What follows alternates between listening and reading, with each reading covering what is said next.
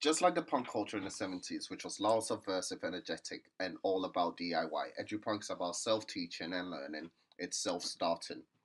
Edupunk is about creating a personalized learning environment of your own.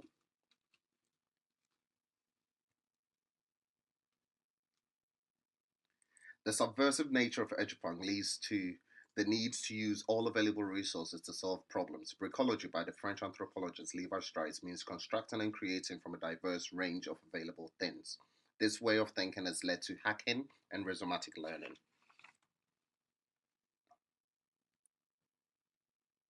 In Edupunk, there is no distinction between teacher and student. The individual is responsible for their own learning. Both teacher and student learn from the experience, and the student's voice is heard.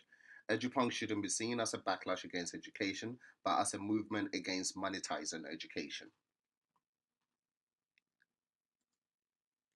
So, how did it all start? Well, just like punk culture, it started with an idea. Jim Groom coined the term edupunk in the 1990s as an approach to teaching and learning practice that results from a do it yourself attitude.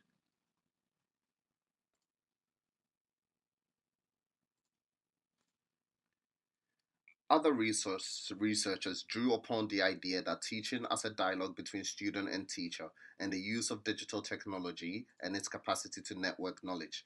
This kind of open education has the potential to bring unprecedented access to education by the masses for the masses. John Willinsky's idea of edupunk as a revolutionary pedagogy not being about teaching but rather about learning, about finding a way to turn accumulated knowledge into a public resource. Edupunk is about how we can use this knowledge to better serve people's lives. In addition, Jack Dono's maintained that embedded in the concept of democratization of education has to include the use of free software just like public schooling. He also insists that just access is not enough. The goal is for everyone to have a say in the functions of the institutions itself. The biggest implication of Edupunk in higher education will be access. Edupunk will mean higher education is available to all. This brings it in line with earlier progressive movements who believe education should be inclusive and available to all.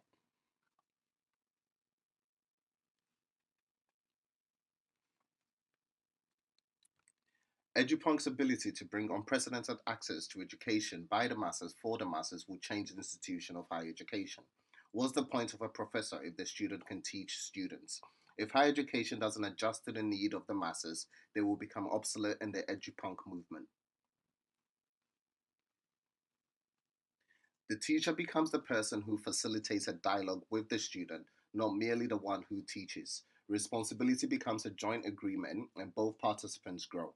The implication of this in higher education will allow for a better understanding and a greater positive impact in research and development of ideas. The overall implication of EduPunk on higher education will mean change, and although this will be difficult to achieve, ultimately it will be to the benefit of the institution. But higher education will not be able to become a financial institution any longer.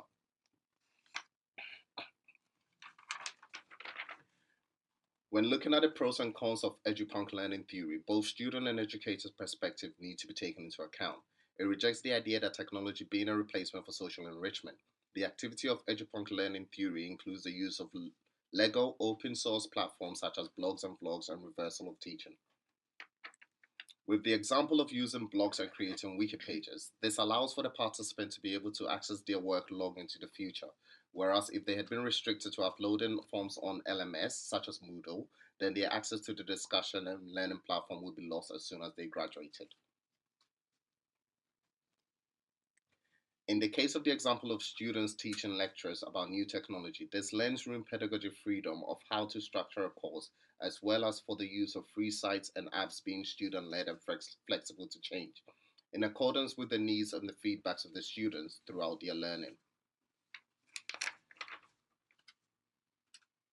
The success of the DIY ethos of learning is dependent on two factors: the level of engagement of the student and the level of technological knowledge of the student and or the teacher.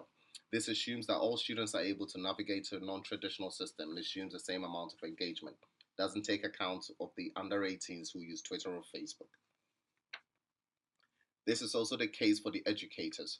One blog on the subject of Edupunk muses over how adopting new, extremely vaguely defined terms is going to help us connect and communicate with the majority of educators who are still rather nervous about having a link to the web in their classroom in the first place.